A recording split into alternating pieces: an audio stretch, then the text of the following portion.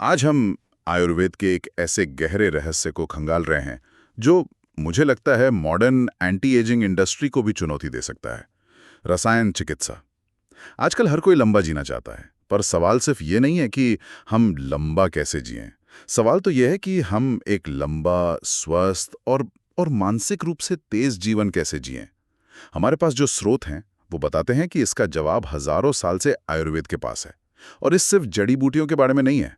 तो चलिए इसी पर गहराई से बात करते हैं। सबसे पहले तो यही बताइए, ये रसायन शब्द सुनने में थोड़ा केमिस्ट्री जैसा लगता है। इसका असली मतलब क्या है? बिल्कुल सही सवाल है, क्योंकि नाम थोड़ा भरमा सकता है। रसायन दो शब्दों से बना है, रस और आयन। रस का मतलब है हमारे भोजन का वो पहला और सबसे जरूरी सार जो पाचन के बाद बनता है, जिसे हम पहला धातु भी कहते हैं। अच्छा। अस्ता तो रसायन वो हर तरीका या उपाय है जो इस जीवन सार यानी रस को हमारे शरीर की हर कोशिका तक बेहतरीन तरीके से पहुंचाने का रास्ता बनाता है। शास्त्रों में इसे एक लाइन में बहुत खूबसूरती से समझाया गया है। लाभोपायो ही शस्त्रनाम रसादीनाम रसायनम। आसान भाषा में कहें तो जो भी तरीका आपके शरीर में बेहतरीन क्वालिटी वाले टिश्यूज यानी धातुओं को बनाने और उन तक पोषण पहुंचाने में मदद करे, वही रसायन है। अच्छा, तो ये सिर्फ विटामिन की गोली खाने जैसा नहीं है? नहीं, बिल्कुल नहीं। बल्कि ये शरीर के पूरे लॉजिस्टिक्स और डिलीवरी सिस्टम को ठीक करने के बारे में है। मतलब ये पक्का करना कि जो हम खा रहे हैं वो सही जगह पहुंचे और सही काम करे। आपने एकदम सही पकड़ा। तो फिर ये डिलीवरी सिस्टम ये शरीर के लेवल पे काम कैसे करता है? इसका मैकेनिज्म क्या है? इसका जो मूल सिद्धांत है वो है धातु पोषण। आयुर्वेद मानता है कि हमारा शरीर 7 धातुओं यानी 7 तरह के टिश्यूज से बना है। ये एक के बाद एक बनते हैं। पहला है रस मतलब प्लाज्मा, जिससे बनता है रक्त यानी खून, फिर मांस, मेद, अस्थि, मज्जा और आखिर में शुक्र यानी रिप्रोडक्टिव टिश्यू। जब आप रस धातु को पहला और सबसे जरूरी बता रही हैं, तो मेरे दिमाग में मॉडर्न हेल्थ की एक बात आ रही है। बताइए। आजकल सब गट हेल्थ की बात करते हैं कि अगर पाचन सही नहीं तो कुछ भी सही नहीं। क्या आयुर्वेद का रस धातु कुछ वैसा ही कॉन्सेप्ट है कि ये शरीर की पहली और सबसे जरूरी खुराक है जो बाकी सब कुछ बनाती है? आपने बिल्कुल सही कनेक्शन जोड़ा है। रस धातु ही वो नींव है। अच्छा। अगर नींव मजबूत है तभी तो बाकी 6 मंजिलों की इमारत मजबूत बने भी है ना। सही बात है। रसायन चिकित्सा बस यही सुनिश्चित करती है कि ये नींव, ये पहला पौष्टिक द्रव एकदम टॉप क्वालिटी का हो। और अगर ये सारी टिश्यूज अच्छी तरह से पोषित हैं, तो इसका हमारी इम्यूनिटी यानी बीमारियों से लड़ने की ताकत पर क्या असर पड़ता है? सीधा असर पड़ता है, बिल्कुल सीधा। जब 7 धातुएं उत्तम क्वालिटी की होती हैं तो उनका एक सुपर एसेंस बनता है, जिसे आयुर्वेद में ओजस कहते हैं। ओजस? जी, ओजस ही हमारी जीवनी शक्ति है, हमारी वाइटैलिटी। जितना मजबूत ओजस उतनी ही मजबूत हमारी इम्यूनिटी। इसीलिए तो आयुर्वेद की 8 शाखाओं में रसायन को जरा चिकित्सा में रखा गया है। यानी बुढ़ापे को मैनेज करने वाला विज्ञान। हाँ, इसका लक्ष्य उम्र को रोकना नहीं, बल्कि उम्र बढ़ने की प्रक्रिया को ग्रेसफुल और स्वस्थ बनाना है। ठीक है, तो अगर कोई इस पूरे सिस्टम को अपनाता है तो नतीजा क्या मिलता है? मतलब असल जिंदगी में क्या फायदे देखने को मिलते हैं? इसके लिए भी ग्रंथों में 8 खास फायदों की लिस्ट दी गई है, जिन्हें अष्टफल कहते हैं। एक बहुत सुंदर श्लोक है जो इन 8 फलों का वर्णन करता है।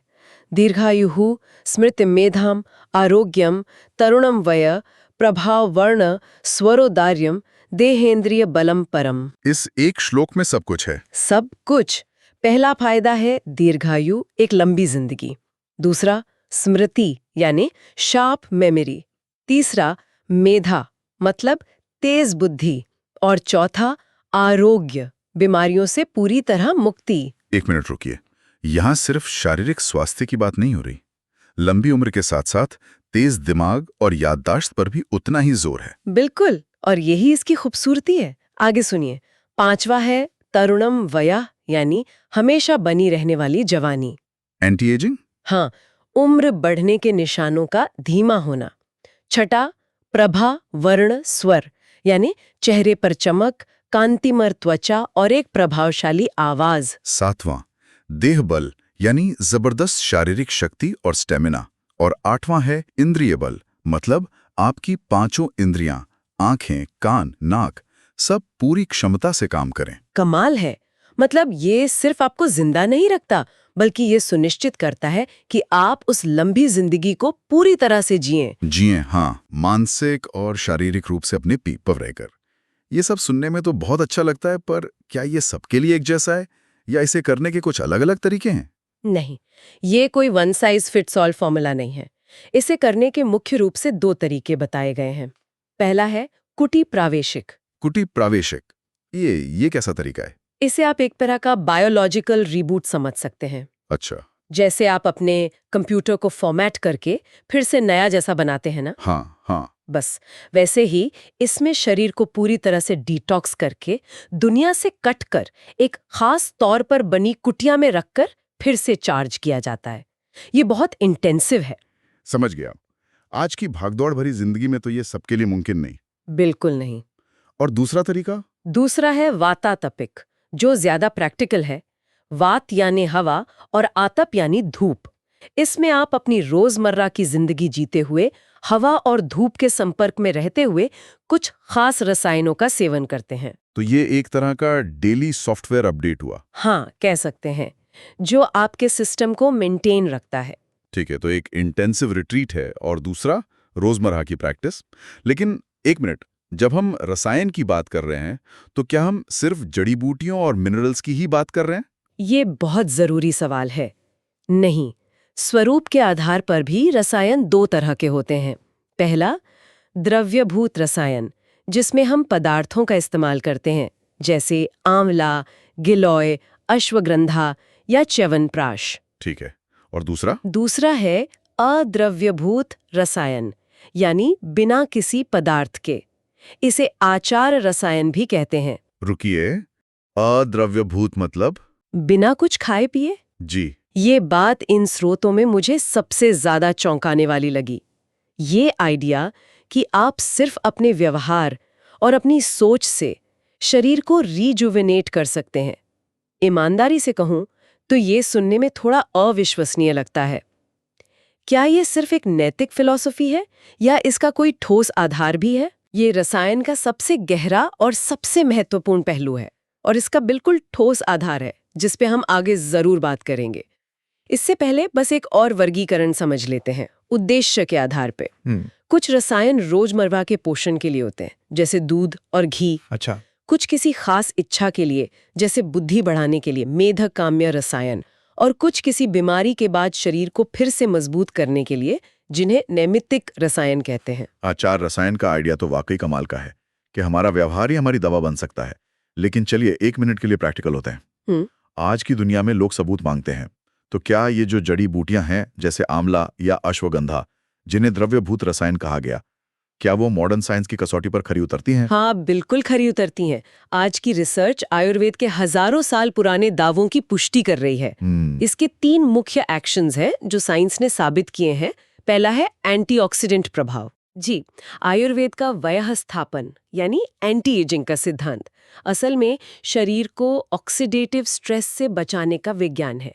ये औषधियां फ्री रेडिकल्स को न्यूट्रलाइज करती हैं, जो हमें बूढ़ा बनाते हैं और बीमारियां पैदा करते हैं।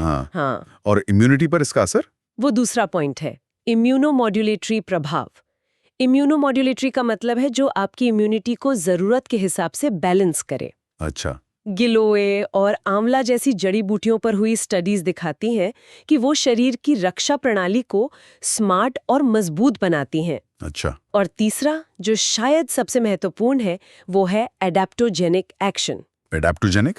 एडेप्टोजन वो पदार्थ होते हैं जो शरीर को किसी भी तरह के तनाव, फिजिकल, केमिकल या मेंटल, से लड़ने में मदद करते हैं। अच्छा। और उसके साथ तालमेल बिठाने में भी। अश्वगंधा इसका सबसे बेहतरीन उदाहरण है। वो स्ट्रेस के खिलाफ हमारे शरीर की ढाल बनता है। ठीक है, तो जड़ी बूटियों के पीछे की साइंस तो साफ है। अब उस अविश्वसनीय आइडिया पर वापस आते हैं। व्यवहार से कायाकल्प, आचार रसायन, ये आखिर काम कैसे करता है? शास्त्रों में एक बहुत सीधी सी बात कही गई है, गंदे कपड़े पर रंग नहीं चढ़ता। सही बात है। मतलब आप कितनी भी अच्छी औषधि ले लें, अगर आपका मन और आचरण शुद्ध नहीं है तो उसका पूरा फायदा कभी नहीं मिलेगा। शरीर और मन जुड़े हुए हैं। ये बात तो सुनने में अच्छी लगती है, पर क्या इसका कोई वैज्ञानिक लिंक है? हाँ, अब है। आधुनिक विज्ञान की एक पूरी ब्रांच है जिसे साइको न्यूरो इम्यूनोलॉजी कहते हैं, PNI। Psycho neuro immunology. जी, ये ब्रांच इसी बात का अध्ययन करती है कि हमारा मन साइको, हमारा नर्वस सिस्टम न्यूरो और हमारा इम्यून सिस्टम इम्यूनोलॉजी आपस में कैसे जुड़े हैं। PNI साबित करती है कि हमारे विचार, हमारी भावनाएं, हमारे कर्म, ये सब सीधे सीधे हमारी इम्यूनिटी पर असर डालते हैं। तो ये वही बात है जो आयुर्वेद हजारों साल से कह रहा है? बिल्कुल वही बात, बस नए नाम के साथ। तो इस आचार रसायन में असल में करना क्या होता है? इसमें कुछ नैतिक और मानसिक नियमों का पालन करना होता है। एक श्लोक इसकी पूरी रूपरेखा देता है। सत्यवादिनम क्रोधम निवृतम मध्य मैथुनात् अहिंसकम अनायासम प्रशांतम प्रियवादिनम। इसका क्या मतलब हुआ? इसका भाव है सच बोलना, गुस्सा न करना, नशे और अत्यधिक भोग से दूर रहना, किसी को चोट न पहुंचाना, शांत रहना और मीठा बोलना। ये सब आचार्य रसायन है। जब आप क्षमा, धैर्य और संतोष जैसे गुणों को अपनाते हैं तो आप अपने अंदर के स्ट्रेस हार्मोन्स को कम कर रहे होते हैं और शरीर को खुद को हील करने का मौका मिलता है। बिल्कुल। तो इसका मतलब ये हुआ कि जो हम रोज की दिनचर्या और मौसम के हिसाब से ऋतुचर्या का पालन करने की बात सुनते हैं, वो भी इसी आचार्य रसायन का प्रैक्टिकल हिस्सा है। हाँ, एकदम। दिनचर्या और ऋतुचर्या हमारे शरीर की घड़ी को प्रकृति की घड़ी के साथ सिंक करने का तरीका है। जब हम प्रकृति के साथ तालमेल में रहते हैं तो तनाव अपने आप कम हो जाता है और कायाकल्प की प्रक्रिया लगातार चलती रहती है। सही कहा। 2. इन सभी स्रोतों को समझने के बाद ये साफ है कि रसायन थेरेपी सिर्फ कुछ जड़ी बूटियां खाने का नाम नहीं है। ये एक पूरी जीवन शैली है। ये शरीर के सबसे छोटे टिश्यू के पोषण से शुरू होती है। इसके 8 साफ साफ फायदे हैं और इसकी नींव हमारे रोज के व्यवहार और मन की शांति पर टिकी है। कह सकते हैं कि जड़ी बूटियां तो शायद इसका हार्डवेयर है, पर हमारा आचरण इसका ऑपरेटिंग सिस्टम है। आपने बिल्कुल सही सारांश दिया। ये एक ऐसा मॉडल है जहां औषधि और आचरण मिलकर स्वास्थ्य की एक ऐसी मजबूत और लचीली इमारत बनाते हैं जो लंबे समय तक टिकी रहती है। ये सिर्फ बीमारी का इलाज नहीं, बल्कि स्वास्थ्य का निर्माण है। जाते जाते एक विचार। इन स्रोतों में एक जगह ये भी संकेत मिलता है कि गिलोय जैसी जड़ी बूटियों में जीनोटाइपिक एडेप्टेशन को प्रेरित करने की क्षमता हो सकती है। मतलब जेनेटिक लेवल पर? हाँ, यानी वो हमारे जेनेटिक लेवल पर भी अनुकूलन में मदद कर सकती हैं। तो सोचने वाली बात यह है कि क्या हमारे दैनिक कर्म, हमारा आचरण और हमारी औषधियाँ समय के साथ सिर्फ हमें ही नहीं, बल्कि हमारी आने वाली पीढ़ियों की जेनेटिक क्षमता को भी बेहतर बना सकती हैं। इस पर विचार जरूर किया जाना चाहिए।